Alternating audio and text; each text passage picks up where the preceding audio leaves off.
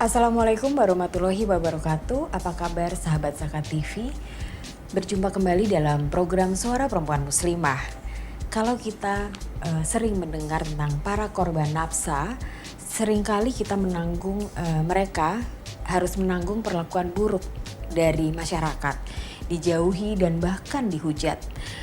Tamu kita kali ini adalah seorang perempuan muslimah, Mbak Sekar Wulansari. Ya. Mbak Sekar ini adalah founder dari Yayasan Stigma, satu komunitas yang peduli akan para korban nafsa.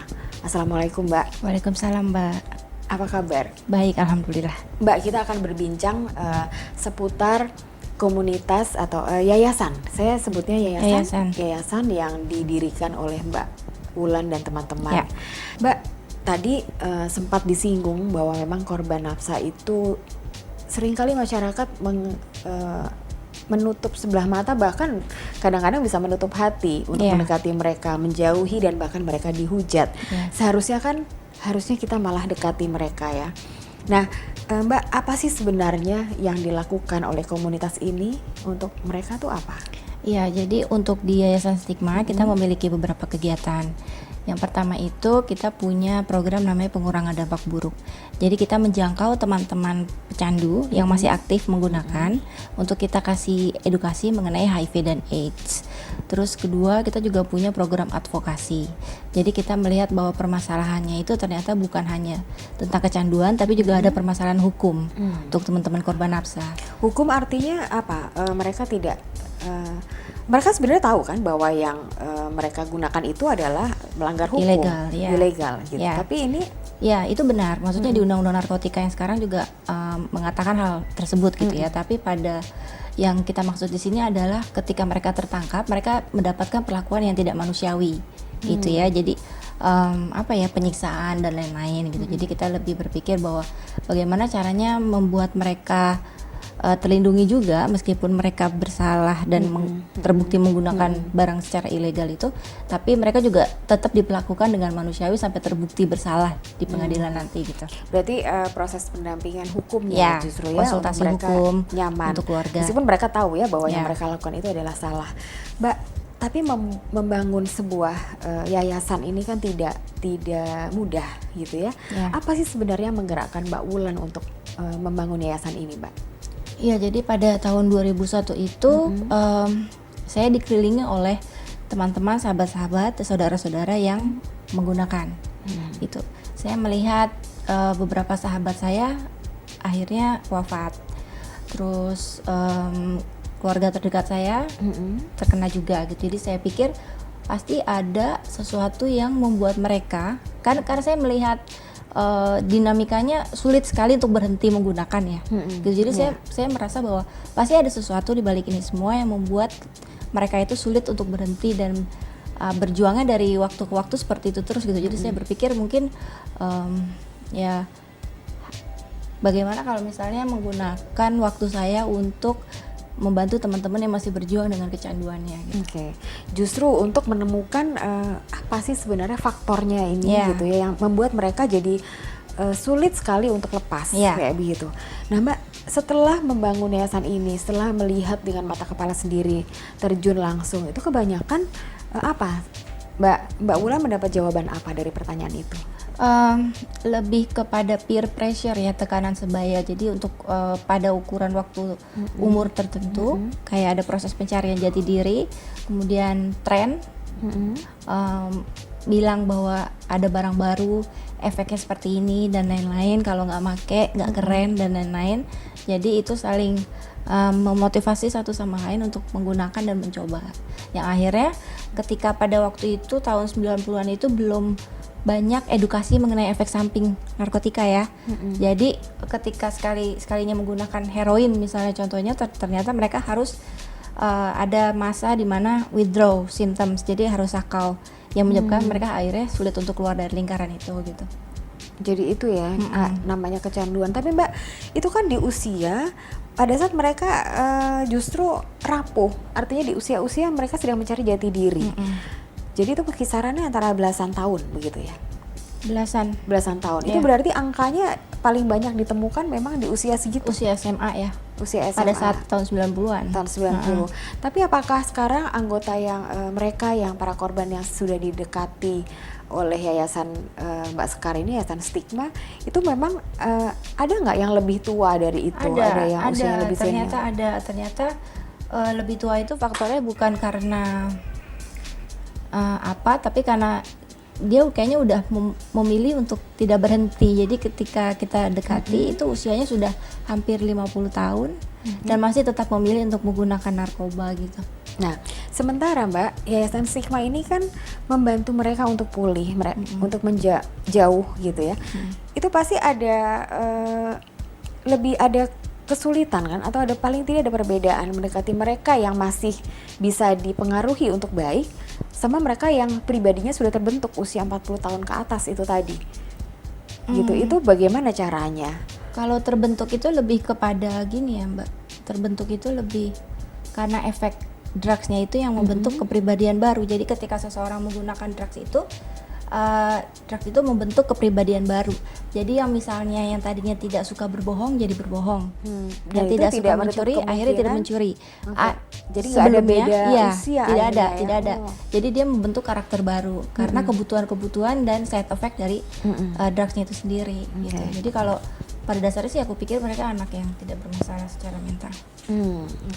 Nah Mbak, mengembangkan sekarang kita masih saya ingin tahu juga komunitas ini gitu ya. Akhirnya kan anggotanya juga bertambah. Gitu. Awalnya berapa pada saat didirikan? 6 orang. Staff. Termasuk dengan Mbak Ulan. Sekarang udah 24. Mau Sekarang 25. Mau nambah 1 orang. Dan itu bagiannya apa aja Mbak? Bagiannya jadi kita ada direktur, susunan organisasinya ya. Ada direktur, ada program manager, ada koordinator lapangan 2, ada petugas lapangan yang setiap harinya akan menjangkau teman-teman yang masih aktif menggunakan. Nanti juga akan ada manajer data.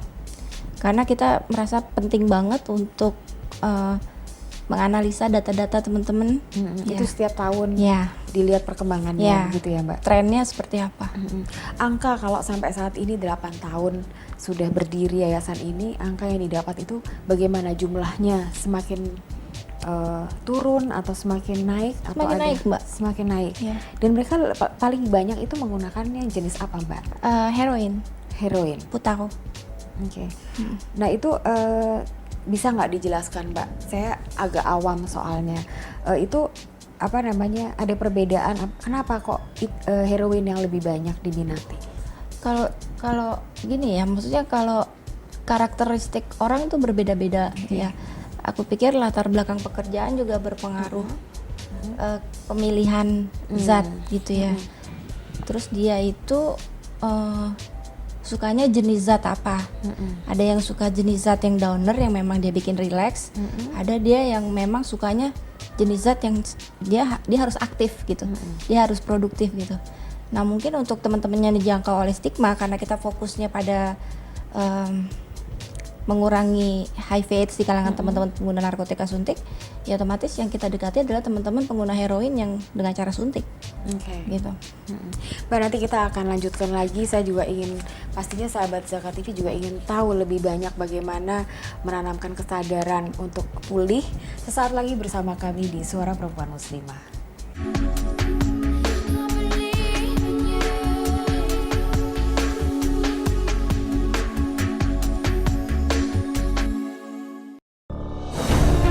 Ketika keindahan dunia merebak keselarasan, berbagi kemesraan.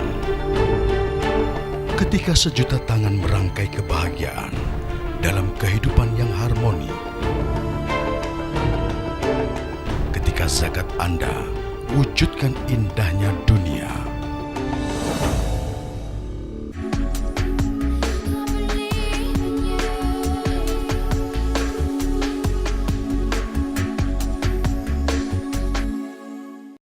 Sahabat Zakat TV, menumbuhkan kesadaran melalui empati terhadap korban nafsa, mendorong korban menjadi survivor kehidupan, itu pastinya membutuhkan usaha yang khusus ya Mbak. Sangat khusus. Nah Mbak Ulan dan teman-teman ini terjun langsung ke lapangan, apalagi di awal ya Mbak, di tahun 2004. Itu kan mereka, kalau tadi kita bicara karakteristik berbeda-beda. ada kan yang dia pemakai tapi dia di lingkup keluarga, tapi ada juga yang benar-benar seperti seakan-akan hidupnya di jalan. Nah, pendekatannya tuh bagaimana Mbak dengan perbedaan karakteristik itu? Kita lebih kepada kebutuhan ya gitu. Jadi untuk teman-teman yang tergolong mampu secara ekonomi, biasanya mereka masih bersama orang tuanya dan masih tinggal di rumah karena mampu untuk membeli barang. Nah, itu pendekatannya jauh lebih sulit karena mereka jauh lebih tertutup. Tapi untuk teman-teman yang sudah hidup di jalan, itu biasanya mereka sudah berkumpul di satu area tertentu. Jadi lebih memudahkan kita untuk bertemu dan memberikan pendidikan gitu. Cara memberikan pendidikannya gimana? Pastinya kan mereka punya bahasa yang sudah berbeda, dunianya sudah berbeda. Apalagi tadi di awal Mbak Wulan cerita, karakter mereka juga sudah terbentuk. Gitu. Pendekatannya bagaimana ya Mbak? Pendekatannya jadi di Yayasan Stigma itu kita mempekerjakan teman-teman yang pernah menggunakan. Jadi mereka juga menggunakan bahasa yang sama, punya pengalaman latar belakang yang sama. Jadi ketika mereka turun ke lapangan, bahasanya juga sudah sama. Tinggal karena dia sudah berhenti, tinggal mencari teman-teman yang masih aktif menggunakan. Gitu. Jadi mungkin itu juga mengurangi resiko ketidakpercayaan teman-teman yang masih aktif ya. Karena kalau kita harus menemukan teman-teman yang masih baru dan belum pernah ketemu, itu biasanya mereka jauh lebih curiga kepada kita. Misalnya kita suka disangka mata-mata polisi atau apalah gitu ya. Gitu. Nah, awalnya kan pasti itu tadi dari bahasa atau kebiasaan kita mendekati mereka dengan itu, dan kita dibantu oleh teman-teman yang dulu mantan pengguna gitu ya Mbak. Itu Mbak Wulan dan akhirnya teman-teman kan bisa jadi tahu, bisa mengorek keterangan dari mereka gitu ya, bisa mengembalikan bahkan. Nah, kadang-kadang apa sih Mbak kesulitan untuk mengembalikan mereka tuh dari apa? Karena itu kalau sudah kecanduan tuh pasti kan kesulitan utamanya ya mungkin karena ketika kita harus berhadapan dengan orang yang masih under drugs, yang masih di bawah pengaruh drugs, itu memang agak sulit ya untuk diberikan pemahaman gitu ya. Jadi karena ada tangkapnya mereka kan bukan masalah daya tangkap. Jadi ada timingnya. Jadi gini, ketika seseorang misalnya baru menyuntik putau jam saat itu ketika ditemukan ya, ketika ditemui, itu tidak bisa langsung kita ajak ngomong karena dia masih high, masih tinggi, masih mabuk gitu ya. Tapi coba kita ajak ngobrol setelah 30 menit kemudian. Mungkin tingkat kesadarannya sudah mulai ada gitu ya. Tapi kalau kita ajak dia ngomong ketika dalam keadaan tinggi, itu agak susah juga ya, karena dia akan menolak dan tidak mau mendengar. Bisa nggak Mbak diberi contoh obrolan apa sih gitu yang diberikan atau yang terjadi saat itu apa? Ya biasanya untuk yang baru pertama kali kita temui itu kita memperkenalkan diri dulu bahwa kita dari Yayasan Stigma, organisasi yang bergerak di bidang kemanusiaan dan kesehatan, khususnya HIV dan AIDS dan adiksi, bahwa sebagian dari teman-teman di Stigma itu adalah teman-teman yang pernah menggunakan, dan kami datang ke sini adalah untuk memberikan informasi mengenai kesehatan ataupun rujukan detox, ataupun kalau misalnya teman-teman mau berhenti, kita juga bisa bantu untuk rehab atau bantuan-bantuan yang lainnya gitu. Nah, selebihnya kita dengarkan aja mereka kebutuhannya apa gitu. Misalnya, kebanyakan apa mereka kebutuhannya? Rata-rata pembicaraan yang sebenarnya nggak penting ya. Kayak Contohnya misalnya apa, Mbak? Contohnya misalnya, gue tadi ada penggerebekan di sana, gitu. Oh ya, kita lebih kepada sabar aja dengerin mereka gitu ya. Atau tadi komplain misalnya, gue tadi ke puskesmas ini, gue nggak berani masuk karena puskesmasnya terletak di sebelah Polres, gitu. Jadi gimana gue mau berobat kalau jadi dia udah punya ketakutan sendiri gitu. Jadi ya banyak sih bahan omongan, tapi kita lebih kepada mendengarkan dulu mereka kebutuhannya apa. Itu sama nggak sih Mbak, atau itu juga salah satu usaha Yayasan Stigma untuk membangun mental mereka? Kita nggak punya, maksudnya kita nggak punya target untuk membangun mental ya. Kita lebih mengencourage mereka untuk bisa mulai memikirkan kualitas hidup yang lebih baik daripada yang sekarang gitu. Lebih kepada begitu. Nah Mbak, tadi Mbak sempat juga diberi keterangan Mbak Wulan memberitahu bahwa di yayasan ini kan ada mereka ajarkan untuk pembekalan secara hukum, kayak begitu ya. Itu yang sudah hasilnya gitu ya sampai saat ini, itu teman-teman yang mengikuti itu bentuknya seperti apa ya Mbak pendidikannya? Jadi kita kayak ada kegiatan namanya pengorganisasian. Oke. Itu seperti workshop begitu Mbak? Kayak workshop. Jadi kita punya rangkaian pendidikan kritis. Yang pertama kita berikan mereka informasi mengenai hak asasi manusia, kemudian mengenai penyiksaan, kemudian lagi mengenai tentang kalau misalnya tertangkap, apa saja hak lo, apa saja yang bisa lo dapatkan gitu dari gitu, dan ketika mendapatkan ketidakadilan, lo berhak untuk mengatakan sesuatu gitu. Nah itu hasilnya gitu ya, mereka-mereka yang sudah mengikuti pendidikan itu gitu, sekarang apakah dia ada beberapa atau Mbak Wulan bisa ceritakan mereka benar-benar sudah bisa terjun ke masyarakat untuk mendampingi teman-temannya? Ada pelatihan, kita pernah bikin pelatihan paralegal. Jadi kita melatih beberapa teman yang tertarik di bidang hukum ini untuk menjadi paralegal, untuk membela teman-temannya yang bermasalah dengan hukum. Membela tuh dalam arti nanti di persidangan mereka sudah punya hak, mereka bisa menjadi tempat konsultasi hukum untuk keluarganya ataupun untuk korbannya sendiri. Ada juga yang dia nggak tertarik secara paralegal, tapi dia paham bahwa nanti ketika tertangkap hak gue adalah ini. Gue misalnya maksimal dalam tahanan berapa kali 24 jam. Gue tidak boleh mendapatkan tekanan ketika BAP dan lain-lain gitu. Jadi udah ada prosedurnya, dia udah tahu gitu standarnya. Nah Mbak mempelajari tentang sepertinya gitu ya. Salah satunya adalah kita harus menjaga interaksi teman sebaya dan lingkungan, karena itu pengaruhnya kan besar sekali pastinya ya. Untuk para korban sendiri gitu, untuk dia bisa kembali. Itu yang kita dekati selain korban, apakah juga keluarga mereka? Kalau ini kita bicara yang tidak di jalan ya, yang dengan keluarganya tadi gitu. Sayangnya nggak semua keluarga korban itu terbuka ya, bahwa anaknya menggunakan gitu. Jadi sebagian masih tertutup. Jadi kita jarang sekali dealing sama keluarga yang memohon pertolongan, sedikit sekali. Tapi ada ya Mbak beberapa ada. Mereka paling tidak mereka juga ingin anggota keluarganya untuk kembali lagi. Mbak, kita akan ngobrol lebih banyak bagaimana pandangan Mbak Wulan dan teman-teman, dan apa sih pesan-pesan yang bisa disampaikan sesaat lagi bersama kami di Suara Perempuan Muslimah.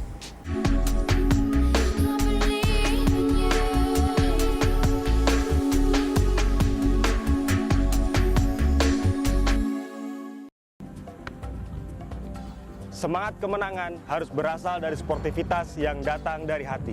Saya Bawang Pamungkas, saya zakat di Dompet Duafa. Keluarga adalah sumber inspirasi saya. Kehangatannya datang dari hati. Saya Inneke Kusharawati, saya zakat di Dompet Duafa. Berbagi memudahkan rezeki, karena datang dari hati. Saya Ipo Santosa, zakat di Dompet Duafa. Dompet Duafa.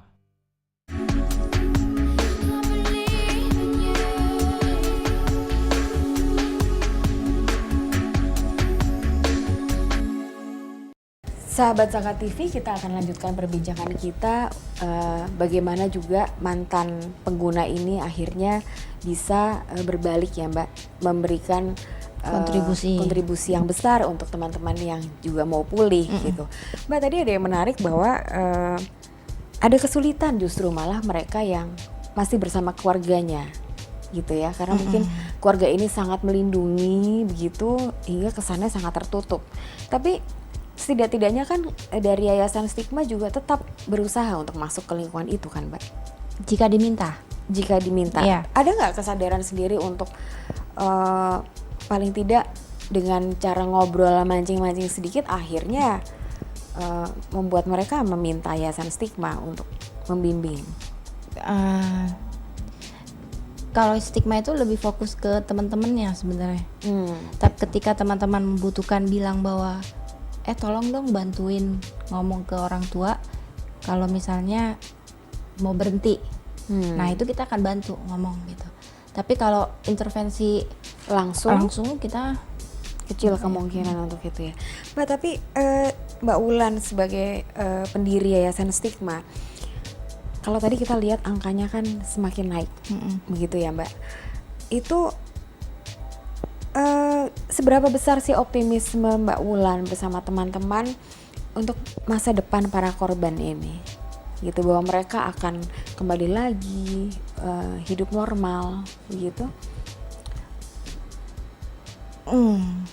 Pertanyaannya cukup sulit ya. Kalau tingkat optimisme, aku pikir bukan optimis untuk mereka pulih dan berhenti sama sekali ya, karena itu termasuk dari pilihan. Terus proses yang sangat individual untuk teman-teman yang masih aktif make. Jadi saya lebih pilih sebenarnya negara itu bisa menyiapkan pilihan-pilihan rehabilitasi untuk teman-teman yang masih aktif gitu.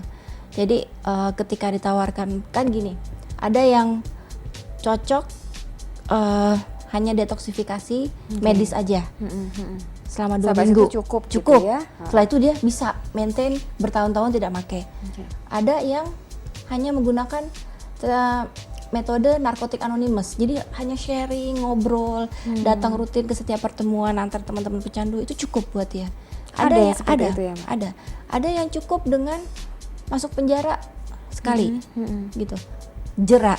Ada yang cukup dengan itu gitu. Jadi aku berharapnya sih ada pilihan-pilihan lain gitu, kayak misalnya sekarang sudah disediakan kayak substitusi terapi kan, ada metadon, ada suboxone. Jadi itu buat teman-teman yang masih ingin menggunakan tapi dengan cara yang legal, dengan cara yang lebih meminimalkan dari penularan HIV, mereka boleh metadon, boleh minum metadon dan tapi ada dosis suboxone. tertentu. Ada dosis tertentu dan dipantau oleh dokter.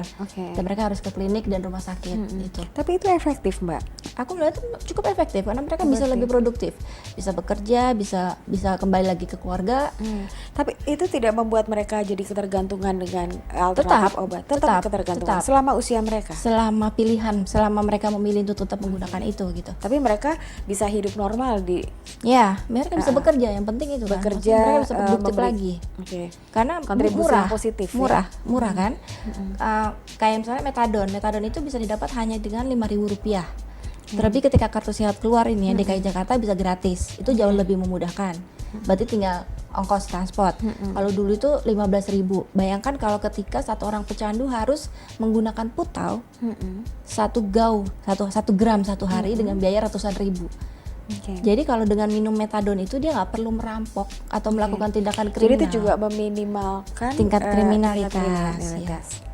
Dan mereka tetap bisa produktif ya, menghasilkan sesuatu yang produktif gitu.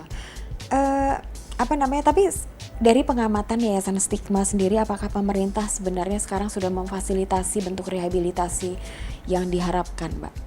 Yang efektif begitu? Sampai saat ini ya? Sampai saat ini sudah ada perkembangan. Sudah ada perkembangan. Sudah ada terapi substitusi ya. Sudah ada terapi substitusi, sudah ada metadon, sudah ada suboxone, udah ada rehabilitasi yang bisa diakses gratis. Kalau dulu kan mahal. Untuk rehabilitasi 1,5 tahun itu kita harus keluarin uang 3-5 juta. Sementara padahal rehabilitasinya pun juga jenisnya berbeda-beda seperti tadi. Ya. Gitu. Itu angka 3,5 juta itu rata-rata atau? Rata-rata 3,5 juta. Tapi ada nggak Mbak tips gitu atau pesan gitu ya dari teman-teman Yayasan Stigma, bagaimana seharusnya peranan orang tua, keluarga dan yang orang-orang terdekat terhadap para korban nafsa ini? Kalau aku boleh bilang sih jangan malu ya. Ketika anak ketahuan menggunakan narkoba itu jangan malu untuk mencari informasi atau terbuka, karena dari malu itu justru malah tidak mendapatkan apa-apa, justru akan membuat anak semakin terpuruk.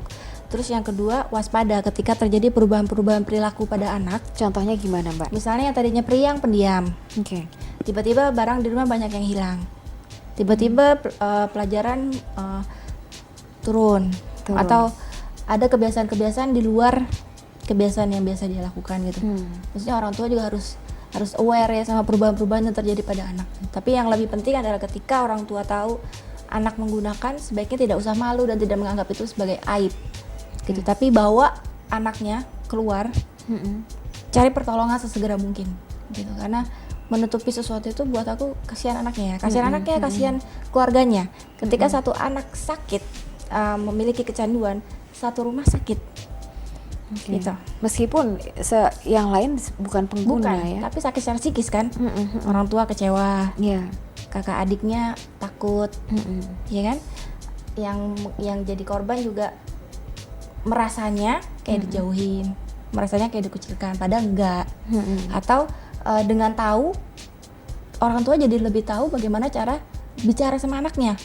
Mungkin tidak dengan kasar, mungkin dengan dibawa maunya kamu berobatnya mau kayak gimana, gitu. Anak kan karena anaknya yang lebih tahu kapasitas dia tuh mau kayak gimana, gitu. Gitu. Jadi bersabarlah kita untuk mendengarkan Ya. dan akhirnya kita juga mencari jalan keluar gitu, Ya. dan kita berani Terbuka. memerdekakan diri untuk Ya. terbuka berdiskusi dengan Ya. yang lain. Mbak, bicara tentang Yayasan Stigma sendiri gitu ya. Saat ini yang yang ditangani kasus-kasusnya ini kebanyakan hanya ada di Jakarta saja atau bagaimana? Sementara kan korbannya banyak sekali ya, Mbak. Ya, jadi untuk teman-teman yang bergerak di bidang ini sebenarnya cukup banyak, ada beberapa LSM di Jakarta. Oke. Nah, untuk Yayasan Stigma itu kita di wilayah Jakarta Selatan, Jakarta Timur, Jakarta Barat, dan Depok. Tapi untuk wilayah Jakarta lain ada teman-teman LSM ada. lain ya. Gitu. Nah, Mbak Wulan sendiri ini kan dunia yang sangat rawan gitu ya. Mbak Wulan ini seorang perempuan gitu ya. Untuk pertama kali pasti Mbak Wulan juga ikut untuk harus terjun mendekati mereka gitu.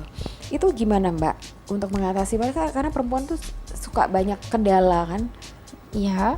Karena itu daerahnya juga, apalagi yang di jalan tadi Iya. itu kan mereka kayak di sebuah daerah yang sulit gitu untuk Iya. kita. Tapi yang dibangun dari Stigma itu adalah kerja tim. Oke. Jadi kita saling melindungi, gitu. Dan saya menganggap semua ini adalah tantangan. Jadi saya nggak ngeliat ini sebagai sebuah masalah, tapi tantangan untuk membuat teman-teman saya kehidupannya jauh lebih baik dan tidak seperti sahabat-sahabat saya yang sudah tidak ada. Tidak ada. Nah Mbak, saya juga salut sekali gitu dengan apa yang Mbak Wulan lakukan gitu. Pastinya Mbak Wulan untuk kedepannya juga masih banyak PR. Sangat. Gitu. Sangat banyak Iya. PR ya Mbak. Terima kasih ya Mbak sudah Terima kasih, berbagi, terima dan kasih. pastinya 30 menit ini adalah waktu yang meskipun masih kurang ya Mbak. Kayaknya Masih kurang.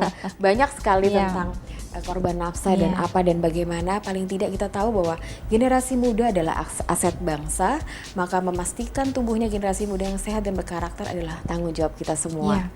Terima kasih ya Mbak Wulan sudah Sama-sama, datang. makasih, Dan Mbak. terima kasih sahabat Zakat TV telah bersama kami di Suara Perempuan Muslimah. Wassalamualaikum warahmatullahi wabarakatuh. Terima kasih ya Mbak. Terima kasih ya.